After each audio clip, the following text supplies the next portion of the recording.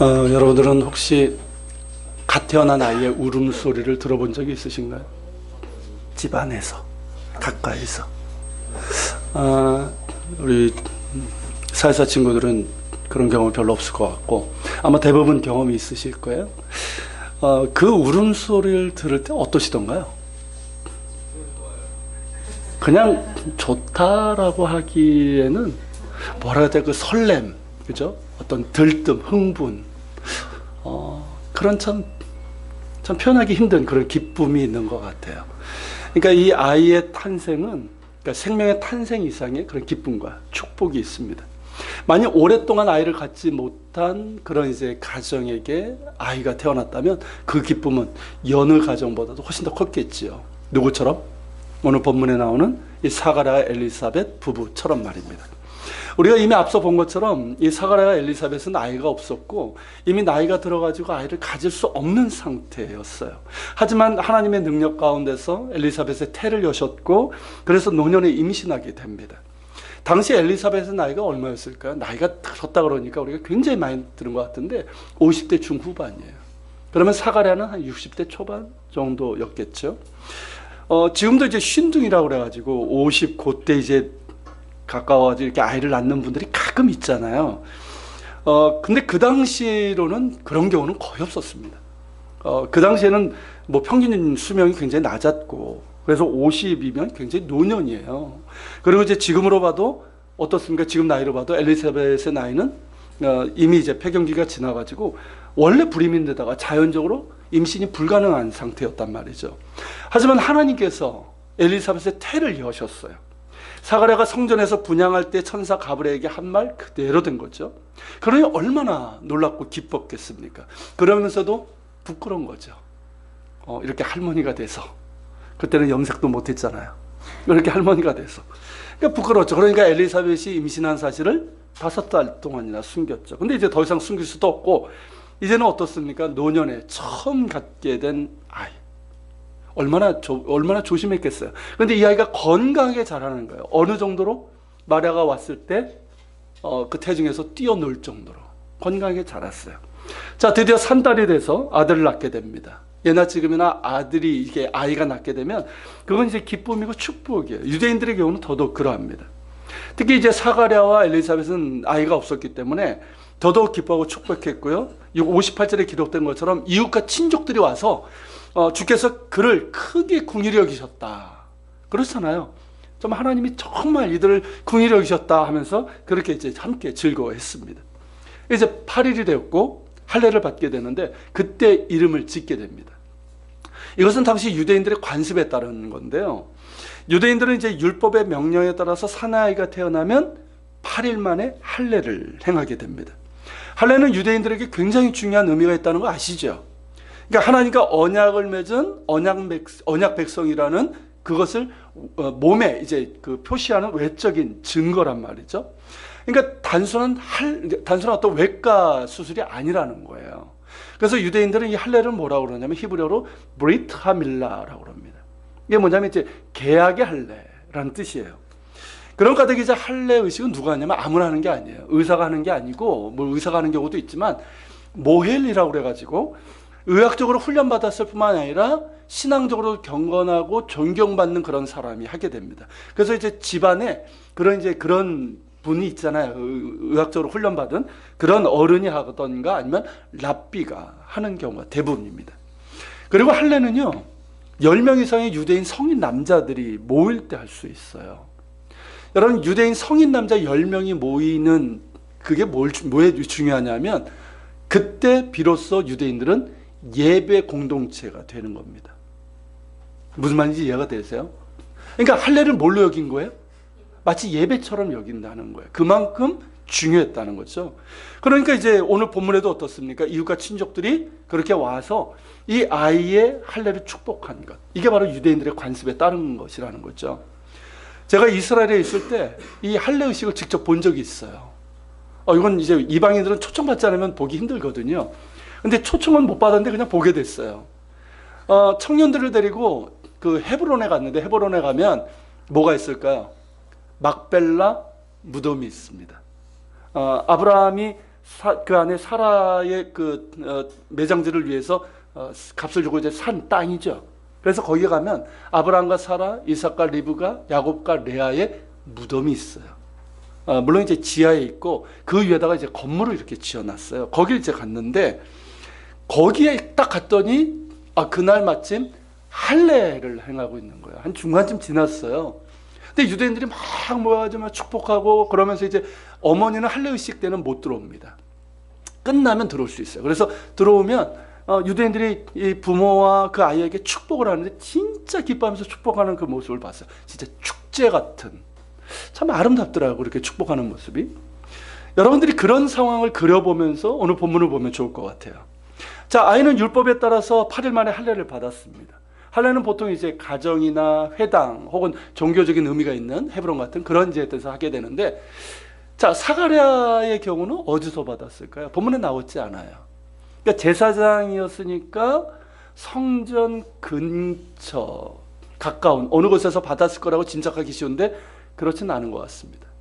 가정. 왜냐하면 사가랴는 지금 정상적인 상태가 아니잖아요. 제사장직을 할 수가 없어요. 아무리 제사장이어도 지금 저 벙어리 신세가 됐잖아요. 그건 뭐 할 수가 없어요. 그리고 이제 엘리사벳이 이제 노산이기 때문에 멀리 갈 수 없고, 그래서 어쨌든 이제 집에서 했을 거라고 이제 짐작이 되는데요. 자, 이렇게 할례는 앞서 말씀드린 것처럼 이제 언약 백성이라는 외적인 표지이기 때문에 많은 친척들과 이웃들이 와서 의식에 참여하고 아이와 부모를 축복합니다. 이때 아이의 이름을 짓게 되었는데요. 구약시대, 여러분 구약성을 읽어보면 아이의 이름을 언제 짓습니까? 아이가 태어날 때 이름을 지어요. 우리가 성경 읽어보면 알아요. 그런데 이게 후기로 점점 가면서 어떻게 되냐면 할례 받을 때, 8일 만에 할례 받을 때 이름을 짓는 것으로 이렇게 관습이 좀 이제 바뀌게 됩니다. 아이의 이름은 주로 아버지가 지어줬고요. 그리고 제 친척들이 좋은 이름을 추천하기도 하는 거예요. 이런 관습에 따라서 친척들은 이 아이의 이름을 뭐로 하자? 그 아버지의 이름인 사가랴로 하자, 이렇게 얘기한 거예요. 왜냐하면 지금 사가랴가 이렇게 말을 할 수 없잖아요. 그러니까 말을 할 수 없는 그런 상태니까, 그러니까 친척들이 그냥 이름을 그렇게 하자라고 한 거예요. 그리고 이제 당시에는 아이의 이름을 지을 때는요, 아버지나 할아버지 혹은 조상들의 이름 중에서 하나를 선택하는 그런 관습이 또 있었어요. 전통이. 그러니까 이제 우리식으로 하면 뭡니까? 요즘 말하면 사가랴 2세 뭐 이런 식으로 되는 거예요. 이해가 되시죠? 그리고 사가랴라는 이름은 굉장히 좋은 뜻이에요. 야훼께서 기억하신다, 그런 뜻을 갖고 있습니다. 좋은 이름이죠. 그런데 엘리사벳이 어떻게 합니까? 이분이 굉장히 단호하게 아니라고, 그거 아니라고, 그러면서 아이의 이름을 요한이라고 짓겠다라고 얘기를 합니다. 친척들은 뭐라고 그럽니까? 아니, 우리 이 조상들의 이름, 친척의 이름 중에 요한이라는 이름이 없다는 거예요. 우리나라에는 항렬이라는 게 있죠. 우리 친구들 알아요? 항렬이 뭔지? 요즘 그게 별로 이제 중요하지. 학년이 아니고 항렬이라는 게 있어요. 이게 그 이름을 지을 때 꼭 들어가는 이름자가 있어요. 그걸 보면 대충 이 사람이 어느 가문의 몇 대손인지를 대충 알 수가 있단 말이죠. 그것까지는 아니더라도 유대인들은 자신의 가문의 조상의 이름에서 아이의 이름을 짓는 관습이 있는데 그 이름 중에 뭐가 없다? 요한이라는 이름이 없다는 거예요. 그러니까 이분들이 이제 전통을 강조하는 분들이에요. 자, 이처럼 기쁘고 축복된 날에 난감한 상황이 벌어진 겁니다. 자, 한쪽은 관습과 전통에 따라서 조상들의 이름 중에서 하나, 그러니까 아버지 이름으로 하자. 근데 정작 아이의 어머니는 요한이라고 하자. 이런 상황이 된 거예요. 이게 여러분 우리가 생각할 땐 뭐 그까짓 거 가지고 이렇게 생각할 수 있지만, 여러분 당시 유대인들의 전통과 관습 이런 걸 따르면 이게 간단한 문제가 아니에요. 기쁘고 축복된 날에 아주 묘한 긴장이 흐르고 있는 거예요. 자, 그러면 누가 중요할까요? 이 사이에서 아버지 사가랴의 결정이 중요한 거예요. 자, 그 결정을 보기 전에 일단 여기서 놀라운 건 뭐냐면요, 엘리사벳이 똑바로 앉자. 엘리사벳이 아들의 이름을 요한이라고 했다는 이 사실이에요. 자, 여러분 이 요한이라는 이름을 엘리사벳이 알았을까요? 자, 이 이름은 사가랴가 성전에서 이제 분향을 할 때 천사 가브리엘을 통해서 이제 받은 이름이잖아요. 그 아들의 이름을 요한이라고 해라. 근데 그걸 믿지 못하면서 바로 벙어리가 돼버렸잖아요. 말을 못하게 되었어요. 자, 엘리사벳이 알 수가 있었을까요? 물론 우리가 생각할 때 이제 뭐 글로 써줬다고 생각하지만 지금 징계를 받고 있는 거잖아요. 그렇죠? 징계면서 표적인데. 그러니까 아내에게 아무 말도 안 했어요. 그러니까 모르는 거예요. 그런데 엘리사벳이 그 이름을 알았다. 그러면서 요한이라고 하자. 이건 뭘 의미하는 걸까요? 성령의 감동에 따라 그렇게 됐다는 거죠. 여러분, 우리가 지난 시간에 본 것처럼 이 엘리사벳이 마리아를 만날 때 그가 보여준 모습은 어떻습니까? 굉장히 영적으로 깨어있는 여인의 모습이에요. 영적으로 깨어있고 말씀과 기도에 힘쓰는 여인이었어요. 그런 여인이니까 성령의 감동으로 아이의 이름을 알게 된 거죠. 요한이라는 이름 뜻이 뭔지 아십니까? 영어로 이제 존이라고 그러죠. 존. 자, 이 요한이라는 이름이 뭐냐면 야훼는, 여호와는 은혜로우시다라는 뜻이에요. 실제로 그들에게 은혜를 베푸셨죠. 그리고 뭐 별로 중요한 건 아니지만 제가 이스라엘에 있을 때 제 히브리식 이름이 요한이었어요. 정확하면 요하난. 그래서 유대인들이 저를 요하난이라고 불렀는데 하나님은 저에게도 은혜로우십니다. 할렐루야.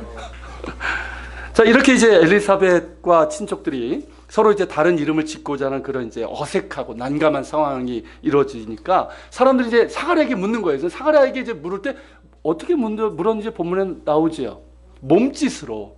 그러니까 사람들이 그렇게 생각한 것 같아요. 사가랴가 이제 말을 하지 못하니까 아예 듣지도 못한다고 생각을 하면서 이렇게 몸짓으로 뭐 어떻게 했을지 모르지만 아무튼 그랬다는 거예요. 그래서 이제 사가랴가 이제 뭔가를 말하려고 하는데 역시 말을 못하니까 뭐 이렇게 했겠죠. 서판 같은 걸 달라. 보드 같은 걸 달라 얘기했겠죠. 그래서 거기다가 이제 이름을 썼는데 뭐라고 썼어요? 요한, 요하난 이렇게 쓴 거예요. 여러분, 얼마나 놀라운 일입니까? 사람들의 기대와는 전혀 다르게, 아니 엘리사벳과 같이 사가랴도 요한이라고 이렇게 아예 이름을 썼단 말이죠. 더욱더 놀라운 것은 요한이라는 이름을 쓰자마자 사가랴의 입이 열리고 혀가 풀리면서 말을 하기 시작했는데 그 말이 처음이 뭐였습니까? 첫 마디가 하나님을 찬양하는 거였어요. 여러분, 어떻습니까? 이거 보통 일이 아니잖아요. 그렇지 않습니까? 별로 감동을 안 하는 너희들이 봐도 얼마나 놀라운 일이에요. 맞죠? 자, 성전에 분향하러 들어갔던 이 제사장 사가랴가 갑자기 말 못하는 벙어리가 되고, 사람들은 사가랴가 이제 나이가 들어서 이제 늙으면 이제 그런 현상들이 벌어지니까 뭐 그러려니 생각을 했을 거예요. 그리고 이미 10개월이 지났어요. 그러니까 뭐 나아질 거라는 생각을 전혀 안 했는데, 그런데 그 아내와 같이 아이 이름을 요한이라고 하자고 서판에 그렇게 이름을 쓰더니 입이 열리고 말을 하기 시작하고 하나님을 찬양했다는 거예요. 너무나 놀라운 일이죠. 아이가 없던 이 사가랴 부부가 이제 나이가 들어서 이제 임신도 하고 이 경사스러운 일 가운데서 남편이 갑자기 벙어리가 된 것도 놀라운 일인데, 아이를 낳고 이름을 요한이라고 쓰자마자 다시 말하게 됐고 하나님을 찬양하게 됐다. 이건 너무나도 놀랍고 그 가운데 하나님이 역사하신다는 것을 부인할 수 없는, 직감적으로 알 수 있는 그런 일이 된 거예요. 그런가 하면 이 일을 본 사람들과 그리고 이 소식을 들은 사람들이 어떻습니까? 하나님을 두려워하면서 이 모든 말이 그냥 삽시간에 온 유대 마을에 이렇게 퍼지게 된 거예요. 그러면서 그 일을 들은 사람들이 한결같이 뭐라고 얘기했어요? 이 아이가 장차 뭐가 될까? 우리도 그런 거 있잖아요. 애가 좀 태어날 때 범상사는 얘가 장차 뭐가 될까? 엄마들은 뭐 다 그런 기대를 갖고 있지만, 그러니까 즉 이 아이가 도대체 어떤 사람이 될 것이기에 이런 일이 일어났는가, 그런 생각, 그런 말을 하게 됐다는 거예요. 여러분, 이 아이는 도대체 어떤 아이가 될까요? 그렇죠, 우리는 알고 있죠. 세례자 요한, 세례 요한이에요. 근데 여러분, 누가는 우선 이렇게 말합니다. 68절 하반절에 이렇게 얘기를 해요. 이는 주의 손이 그와 함께 함이라. 여러분, 주의 손은 뭘 뜻합니까? 주의 손? 주의 능력을 의미하고요, 주의 성령을 의미하는 거예요. 이 아이는 장차 이제 세례 요한이라고 불릴 아이가 되죠. 이 아이는 출생부터 주의 능력이, 주의 성령이 함께하는 아이였습니다. 그리고 성장해서 유대 빈들 광야를 이제 나가게 되잖아요.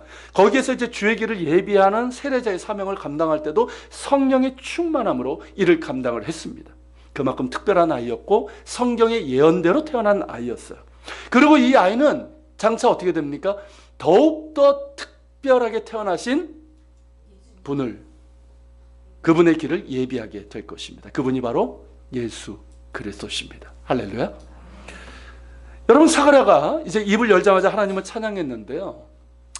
그 내용을 보기 전에 먼저 여러분들에게 제가 질문해 보고 싶은 게 있어요. 자, 사가랴는 10개월 동안 뭘 했을까요? 자, 이미 우리가 뭐 다 알고 있는 것처럼 성전에서 나오면서 말을 못하게 됐잖아요. 그렇게 이제 10개월, 근 10개월이죠. 그렇게 이제 말 못하는 상태로 10개월을 지내야 됐어요. 자, 사가랴는 그 기간 동안 뭘 하고 지냈을까요? 여러분 같으면 뭘 하면서 지냈을 것 같아요? 자, 갑자기 말을 하지 못하게 돼요. 그리고 이제 말 못하는 이제 벙어리니까 제사장 직분도 감당하지 못합니다. 그건 율법에 따라서 그렇게 돼요. 그러니까 할 일도 없어요. 갑자기 말도 못하고. 그러면 여러분 같으면 뭘 하시겠습니까? 그죠? 뭐 놀거나 뭐 게임을 하시거나. 사가랴는 생각을 했어요. 그러니까 할 수 있는 게 생각하는 것이었고요. 뭘 생각했을까요? 성전에서 너무 경황 중에, 그때 너무 경황 없이 들었던 천사 가브리엘을 통해서 주신 하나님의 말씀, 그 말씀 하나하나를 기억하면서 생각을 했어요. 자, 가브리엘 말대로 아내가 임신을 했습니다. 그렇다면 하나님의 말씀이 맞는 거예요. 자, 가브리엘은 이 아이가 뭐라고 그랬습니까? 모태로부터 성령의 충만함을 받아 이스라엘 자손을 주곧 그들의 하나님께로 많이 돌아오게 할 것이다 라고 예언을 했어요. 그리고 이 아이가 엘리야의 심령과 능력으로 주님 앞에 와서 사람들의 마음을 돌아오게 하고 주를 위하여 세울 백성을 준비하리라, 이런 얘기도 했단 말이죠. 그때는 너무나 놀랍게도 뭐 경황도 없고 자신의 상식과 경험으로는 이제 뭐 이해가 안 되니까 그때 믿지 못했지만, 이제는 어떻습니까? 믿을 수밖에 없는 거예요. 아내 임신이 증거이고 자신이 말하지 못하는 게 증거란 말이죠. 그런 까닭에 사가랴는 말하지 못하는 동안 가브리엘이 자신에게 한 말, 곧 하나님의 말씀을 하나하나 깊이 생각을 하고, 그리고 성경을 피기 시작했어요. 그 모든 말이 다름 아닌 성경의 예언대로 된 말씀이라는 거죠. 그래서 사가랴는요, 세상의 모든 창을 닫고 오직 성경의 창을 열게 됩니다. 그동안 제사장으로서 직업적인 이유와 사역적인 이유 때문에 성경을 대했잖아요. 그동안은 그저 직업이기 때문에, 저처럼 그죠? 직업이기 때문에, 사역 때문에. 근데 이제는 어떻습니까? 약속하신 대로 이루시는 살아계신 하나님의 말씀대로 성경의 창을 열게 된 거예요. 창세기서부터 말라기까지, 그때 이제 구약밖에 없었으니까 한 장, 성경의 한 장 한 장, 한 절 한 절을 이렇게 천천히, 아마 그렇게 천천히 깊게 묵상한 적은 처음이었을 거예요. 그렇게 깊이 묵상하면서 읽어 내려갔습니다. 그런데 성경을 읽고 묵상하는 가운데 놀랍게도 이스라엘과 열방을 구원하실 메시아에 대한 약속의 말씀이 창세기서부터 있는 거예요. 창세기 3장에 있고, 아브라함에게 약속하셨고, 모세를 통해서도 말씀하셨고, 다윗을 통해서도 약속하셨다는 거예요. 얼마나 많이 메시아에 대한 이런 약속이 노래되고 있는지 모르겠어요. 그리고 이사야, 미가, 스가랴, 말라기 같은 이런 많은 선지자들 통해서도 메시아에 대한 약속과 예언이 선포되고 있는 거예요. 그러니까 성경 전체가 뭡니까? 메시아를 통한 하나님의 구원을, 은총을, 그 구원의 은총을 말씀하고 있는 거예요. 여러분, 사가랴가 이 말씀을 처음 봤을까요? 처음 봤을까요? 아니에요. 그는 유대인이고요, 제사장 가문이고 또 제사장이었어요. 어려서부터, 여러분, 유대인들은요, 종교적인 유대인들은 지금도 그래요. 어려서부터, 말 배우면서부터 성경을 암송하기 시작해요. 사랑한다. 하늘이 정도 나이 되면요, 성경 창세기 한 권을 다 외워버려요. 그게 유대인 애들이에요. 그렇게 성경을 외우고요, 또 제사장이 되고, 제사장 됐으니까 날마다 성경을 이렇게 보고 연구하고 가르치는 사람 아닙니까? 그런데 그때는 미처 그 말씀을 깨닫지 못했어요. 그저 기록된 예언 정도였어요. 이스라엘을 고난 가운데서 구원하신 메시아에 대한 예언은 있지만 그 예언이 수백 년이 지나도록 이루어지지 않았단 말이죠. 그러니까 예수님 당시에 많은 사람들이 그 메시아 대망이라고 그러는데, 메시아에 대한 어떤 기대, 이런 것들은 그냥 하나의 위로의 말씀, 인간적인 소망, 그러니까 잊혀진 소망 정도로만 그렇게 여기고 있었단 말이죠. 그런데 입이 닫히고 말을 하지 못하게 되면서 그의 눈이 열렸어요. 영적인 눈이 열렸어요. 성령께서 그 눈을 열게 해주신 겁니다. 성경 말씀은 그저 기록된 경전이 아니라 지금도 살아계시고 역사하시는 하나님의 말씀이라는 것을 깨닫게 된 거예요. 성경에 기록된 하나님의 약속은 단순히 고난 가운데서 하나님의 구원을 바라는 인간적인 소망이 아니라 실제로 하나님께서 약속하신 말씀이고 그 약속은 반드시 이루어진다는 것을 깨닫게 되었습니다. 제가 이것을 보면서 우리에게 시사하는 바가 참 크다라는 생각을 하게 됩니다. 여러분, 사가랴는 어떤 사람입니까? 의인이에요. 그렇죠. 하나님 앞에 의인이었고 주의 계명과 율례를 흠이 없이 지키던 그런 사람이었다고 그랬어요. 근데 정작 하나님에 대해서는 그렇게 깊이 몰랐다는 얘기예요. 이해가 되십니까? 하나님의 말씀에 대해서도 깊이 깨닫지 못했어요. 그러니 이제 천사 가브리엘을 통해서 하나님의 말씀을 제대로 믿지 못하는 실수를 범하게 된 거예요.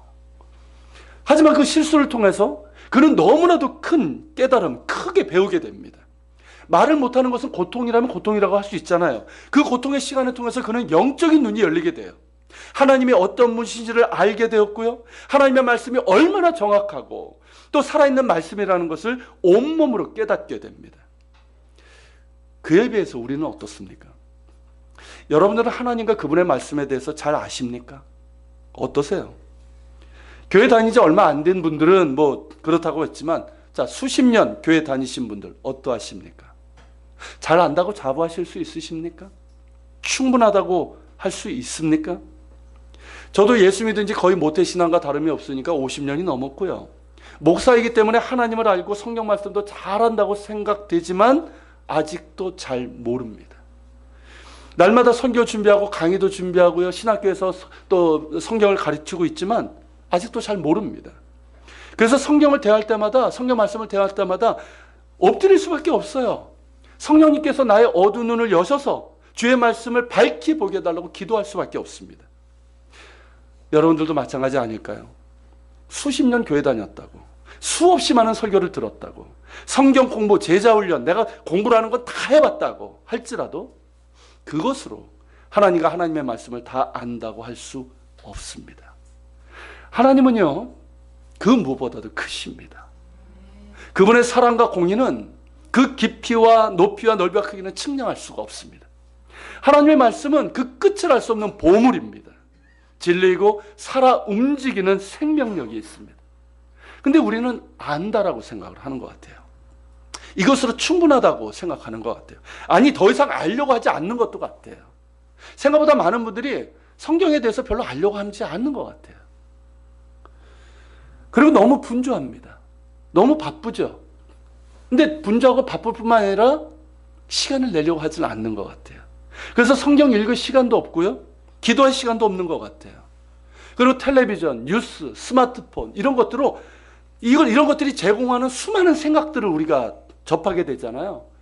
여러분, 뭐 텔레비전, 뉴스, 이 스마트폰이 결국 뭡니까? 내가 생각하지 않는데 매체가 생각하는 걸 계속 나한테 제공하는 거예요. 그러면서 나는 생각하지 않는 사람이 되는 거예요. 그래서 우리 사회사 아이들한테 스마트폰을 금지시키는 이유가 그거예요. 생각하라는 거예요. 그러니까 어떻습니까? 생각을 안 해요. 하나님에 대해서도 생각하지 않아요. 성경에 대해서도 별로 관심이 없어요. 정말 중요할 때 하나님을 생각하지 않고 하나님의 뜻이 무엇일까 생각하지 않는 것 같습니다. 여러분, 하나님은요, 우리가 살아가는 날 동안 알아가야 되고 관계를 맺어야 할 분이십니다. 하나님의 말씀은 우리를 살리고 복되게 하고 정말 우리가 하나님의 백성으로 살아가는 길이 무엇인지를 알려주고 있습니다. 그렇기 때문에 알기를 사모하고 실제로도 알아가야 합니다. 성경을 가까이 해야 돼요. 우리 학생들도 마찬가지예요. 날마다 성경을 읽고 큐티를 해야 되는 거예요. 말씀과 기도 가운데서 하나님을 알아가야 합니다. 그런 것 없이 우리가 하나님에 대해서 그리고 그분의 말씀에 대해서 다 안다고 이것으로 충분하다고 한다면 죄송한 말이지만 그건 교만이고요, 무지예요. 우리는 다만 겸손히 하나님을 아는 지식을 사모해야 됩니다. 하나님과 더욱 친밀한 관계 가운데서 하나님이 어떤 분이신지를 알아야 하고요, 무엇보다 하나님의 말씀을 통해서 하나님과 하나님의 뜻이 무엇인지를 배우고 깨닫고 또한 마음에 새기고 그 뜻대로 살아가야 합니다. 이것이 하나님을 아는 지식이고 그리스도를 아는 지식이라고 하는 거예요. 이 지식은 우리가 주님 앞에 설 때까지, 주님을 만날 때까지 계속적으로 이어져야 합니다. 여러분, 사도 바울이 그러잖아요. 내게 가장 고상한 지식은 뭐다? 네, 그리스도를 아는 지식이다. 곧 그리스도를 아는 지식 가운데 하나님을 아는 지식이 있잖아요. 그리고 내가 예수 그리스도를 닮아가는 것이 내가 달려가서 잡으려고 하는 표대다라고 얘기를 했어요. 여러분, 이것이 우리의 고백이 될 수 있길 바랍니다. 이런 사모하는 마음을 가지고 세상의 문을 닫고 말씀의 창을 여십시오. 여러분, 바쁘십니까? 여유가 없으십니까? 더욱더 세상의 눈을 닫고 창을 닫고 성경의 창을 여세요. 힘드십니까? 역시 성경의 창을 여세요. 그래서 말씀과 기도로 그 창을 여시길 바랍니다. 그럴 때 여러분, 사가랴의 입을 여신 것처럼, 눈을 여신 것처럼 성령께서 우리의 눈도 여시고, 그래서 그 놀라운 하나님의 말씀의 깊이와 생명력을 보게 해 주실 것입니다. 자, 잎이 닫힌 사가랴는 영의 눈이 열렸어요. 하나님에 대해서, 그리고 하나님의 말씀에 대해서 새롭게 알게 되었고요. 무엇보다 하나님의 약속이 얼마나 신실한지를 알게 되었습니다. 복습 노트 쓸 거야. 자, 하나님은 시건하지 않으십니다. 여러분, 시건하지 않는다는 말이 뭐예요? 하나님은 결코 헛되이 말하지 않고 우리처럼 이렇게 지키지 못할 말을 하지 않으신다는 뜻이에요.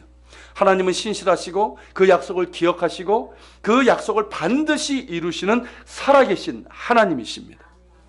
하나님은 그의 백성을 돌보시고 속량하시는 하나님이에요. 자, 사가랴가 입을 열어서 찬양한 게 이거예요. 68절에서 찬양하죠. 자, 하나님이 그의 백성을 돌보신다는 것은 무슨 뜻입니까? 고통 가운데 있는 당신의 백성을 긍휼히 여기사 그들을 구원하신다는 뜻이에요. 그리고 속량하신다는 것은 속량, 값을 치르신다는 거예요. 하나님께서 당신의 백성들을 노예 상태에서 구해내신다는 뜻입니다. 하나님은 반드시 당신의 백성을 돌보사 그 고통 가운데서 건지시고 죄와 사망의 노예 상태에 있는 백성들을 속량하십니다. 그분이 바로 예수 그리스도십니다. 여러분, 그분은 사가랴 69절에 찬양하고 있는 것처럼 우리를 위하여 구원의 뿔을 그 종 다윗에 일으키신 분이에요. 여러분, 다윗의 시편에 보면 다윗은 하나님을 뭐라고 찬양합니까? 나의 구원의 뿔이라고 그러죠. 여러분, 뿔이 뭘 상징하는 걸까요? 구원의 뿔. 뿔이 뭘 상징하는 걸까요? 힘을 상징하는 거예요.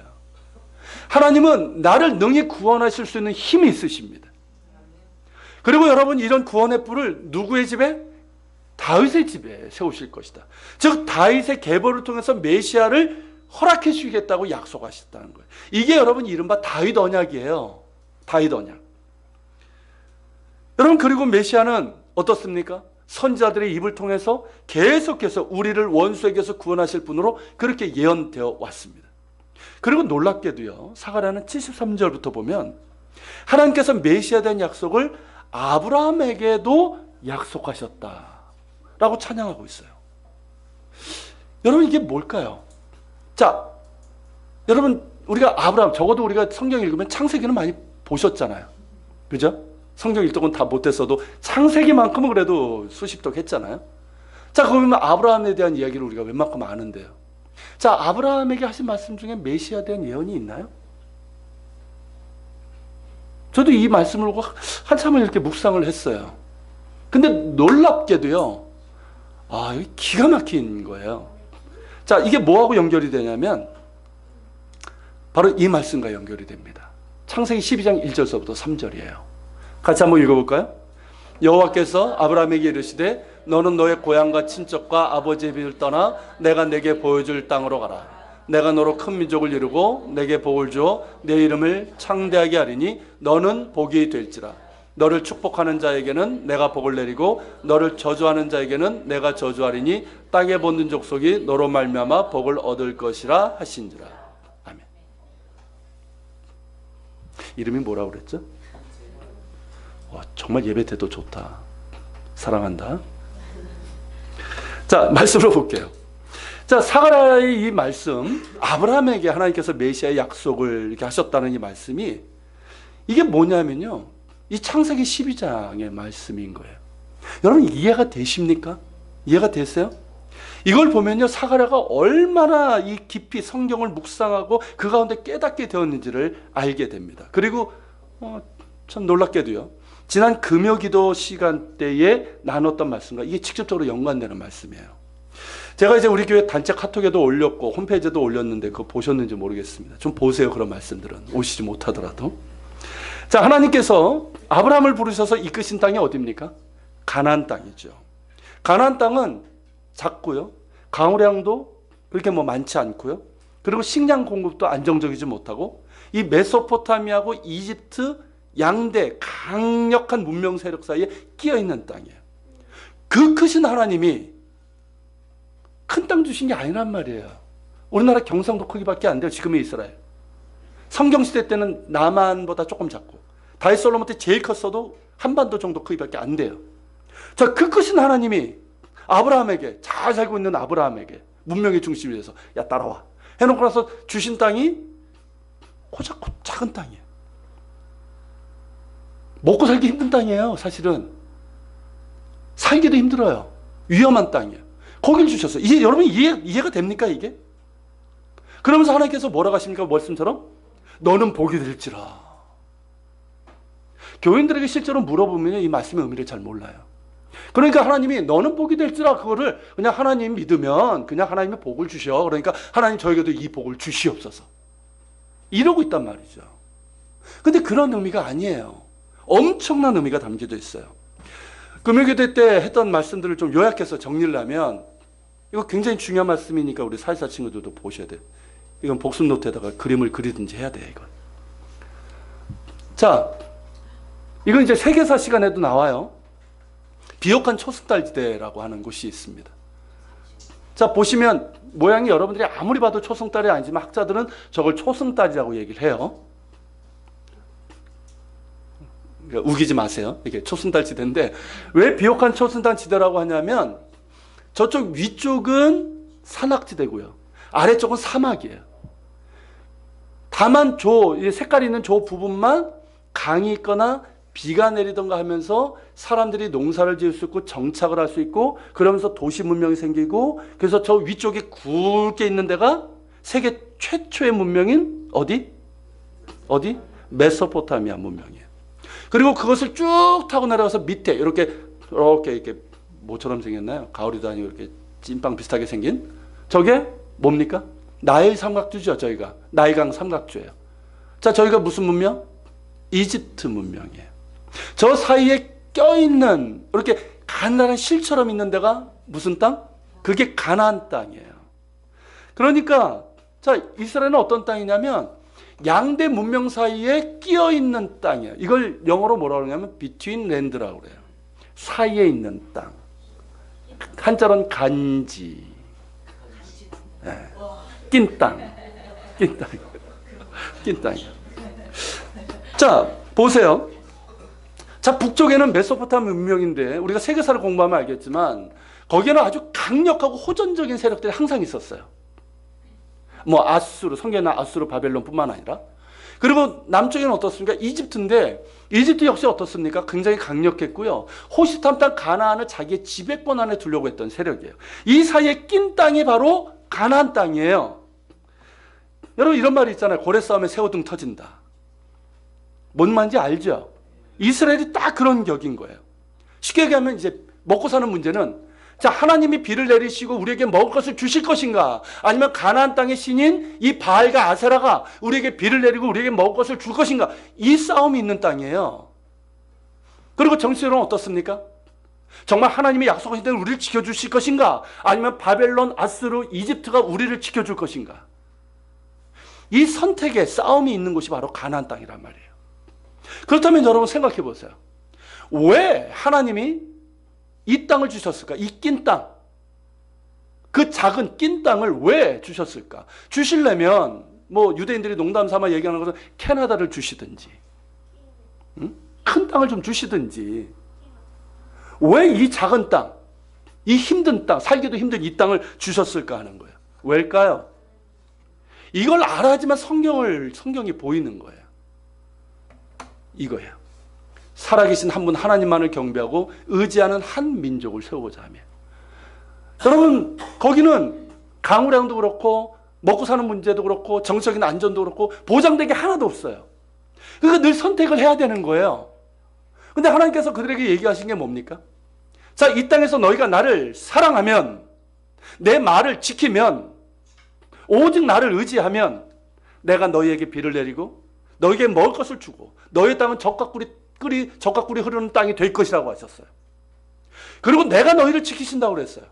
아무리 강력한 적이 너희들을 호시탐탐 노려도 내가 너희를 지켜줄 것이라고 하셨어요.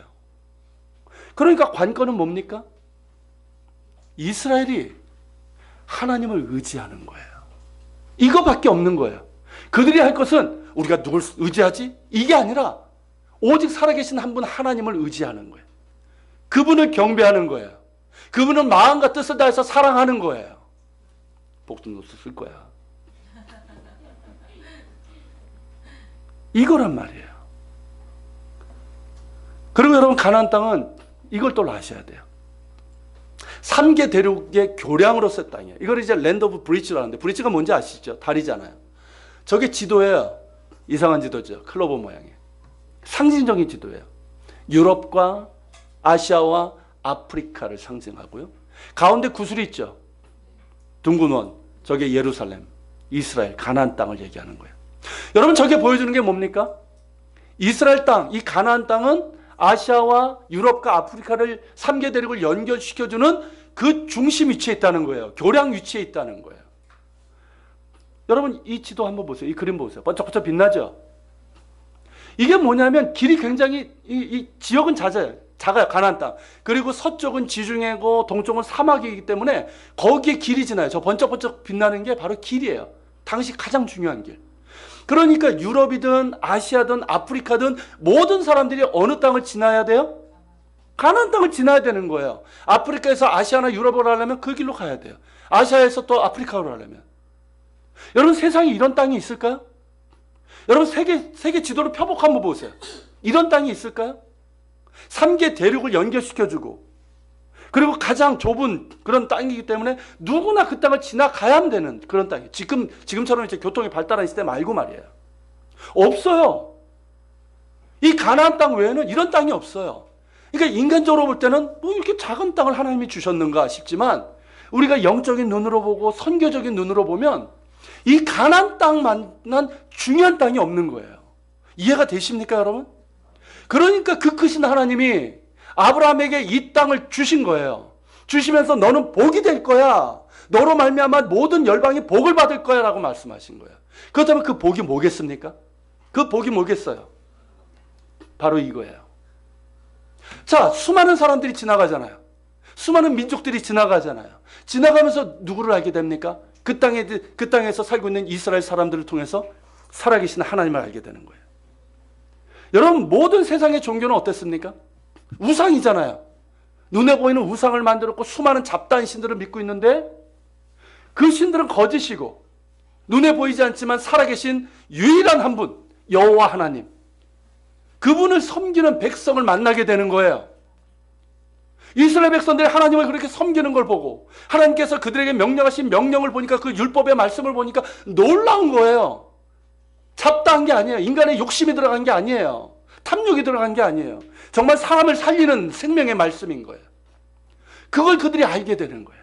열방의 민족들이. 그러면서 누구를 알게 됩니까? 하나님을 알게 되는 거예요. 하나님을 믿게 되는 거예요. 이게 뭐냐면 제사장 민족이에요.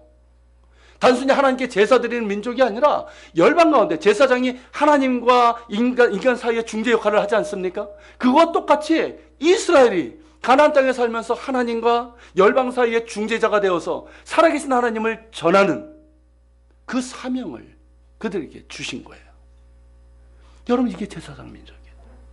그러니까 여러분, 하나님께서 아브라함과 그의 후손에게 이 가나안 땅을 주신 이유는 뭡니까? 거룩한 나라, 제사장 민족이 되라는 거예요. 이게 복인 거예요. 맞죠? 이게 진짜 복이잖아요. 그리고 이 사명을 감당할 때 너를 통해서, 너희 후손들을 통해서 모든 땅의 민족들이 복을 받게 될 것이다. 하나님을 알게 되는 복이에요. 하나님을 믿게 되는 복이에요. 이게 진짜 복입니다. 할렐루야. 세상의 어떤 돈, 성공 다 사라지고 말 거예요. 그러나 살아계신 하나님을 아는 복은 영원합니다. 우리를 살려요. 진정으로 우리 인생을 복되게 합니다. 그 복의 근원이 되는, 복의 통로가 되는 민족으로 삼겠다는 거예요. 여러분 놀랍지 않습니까? 사가랴가 이걸 본 거예요. 제가 이 부분을 이렇게 깨닫고 너무 놀랐어요. 물론 이제 사가랴가 저처럼 이렇게 뭐 지도를 꺼내고 이렇게 하면서 그렇게 하지는 않았겠지만 성경을 깊이 묵상하면서 이것을 깨닫게 된 거예요. 하나님께서 아브라함에게 약속하신 이 복이 뭐냐? 바로 메시아에 대한 약속이라는 거죠. 왜냐하면 자, 이스라엘이 성공했습니까? 이 사명을? 실패했어요. 구약 성경이 증거하고 있잖아요. 몇몇 사람들만 이걸 실천했지, 다윗과 이런 사람들 실패했어요. 그런데 하나님은 이걸 포기하셨습니까? 포기하지 않으셨어요. 이스라엘 백성은 실패했지만 하나님은 포기하지 않으시고 친히 이 일을 이루시겠다고 하셨어요. 그래서 오신 분이 누구십니까? 예수 그리스도예요. 그래서 구약에서 예언하신 거예요. 메시아를 통해서 이것을 이루시겠다는 거예요. 메시아를 통해서 거룩한 나라, 제사장 민족을 일으키시겠다는 거예요. 그게 뭡니까 여러분? 예수 그리스도를 믿는 사람들이에요. 교회예요. 여러분, 우리 예수 그리스도를 믿는 성도들과 우리 교회는요, 뭐냐면 거룩한 나라요, 제사장 민족입니다. 이걸 기억하셔야 돼요. 그냥 여러 종교 중에 하나를 믿는 게 아니에요. 우리는 오직 살아계신 한 분 하나님만을 믿고 의지하고 그분만을 사랑하는 거룩한 나라입니다. 교회는 거룩한 나라가 될 때 세상 가운데 힘이 있는 거예요. 빛과 소금이 되는 거예요. 그리고 우리의 믿음과 삶을 통해서 살아계신 하나님을 세상 열방 가운데 모든 사람들에게 증거하는 거예요. 이게 제사장 민족이에요. 여러분, 우리를 부르신 목적 아닙니까? 교회가 존재하는 이유 아닙니까? 우리 예한교회가 세워지고 존재하는 이유도 바로 이거예요. 예수 그리스도 안에서 거룩한 나라가 되고 제사장 민족이 되는 겁니다. 할렐루야. 아멘. 여러분, 사가랴가 이걸 본 거예요. 아브라함을 통해서. 여러분, 예수 그리스도는 여러분 아브라함과 다윗의 언약대로 그대로 오신 분이십니다. 죄와 죽음의 고통 가운데 있는 우리를 긍휼히 여기시고 속량하기 위해서 오신 분이십니다. 죄와 사탄을 강력한 권세로 파하시고 우리를 능히 구원하시는 구원의 뿌리십니다. 예수 그리스도는 어둠 가운데 있는 우리를 비추시는 빛이시고 우리를 평강의 길로 이끄시는 평강이십니다. 그렇다면 여러분, 이렇게 아브라함과 다윗과 선지자를 통해서 약속하신 대로 오셨고 우리를 능히 죄와 죽음 가운데서 구원하시고 빛으로 이끄시고 평강의 길로 이끄시는 분이 예수 그리스도시라면 그분 앞에 우리가 취해야 될 태도가 뭘까요? 우리 사회사 친구들도 생각해 보세요. 우리가 예수 그리스도 앞에 취해야 될 태도가 뭘까요? 그분을 믿는 거예요. 그분을 믿는 거예요. 나의 죄를 회개하고 예수님을 나의 구주로 믿고 영접하는 거예요. 예수 믿으십시오. 거기에 구원이 있고 인생의 의미와 목적이 있고 진정한 행복이 있어요. 그리고 여러분, 예수 잘 믿기를 소망합니다. 정말 우리가 예수 잘 믿었으면 좋겠어요.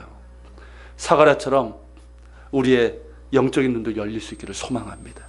그래서 하나님을 알고 하나님의 말씀에 깊고 풍성함을 우리가 할 수 있는 우리 모두가 될 수 있기를 축원합니다. 자, 우리 같이 일어나서요, 우리 찬양 드리고 우리 말씀 우리 기억하면서 기도하는 시간을 갖도록 하겠습니다.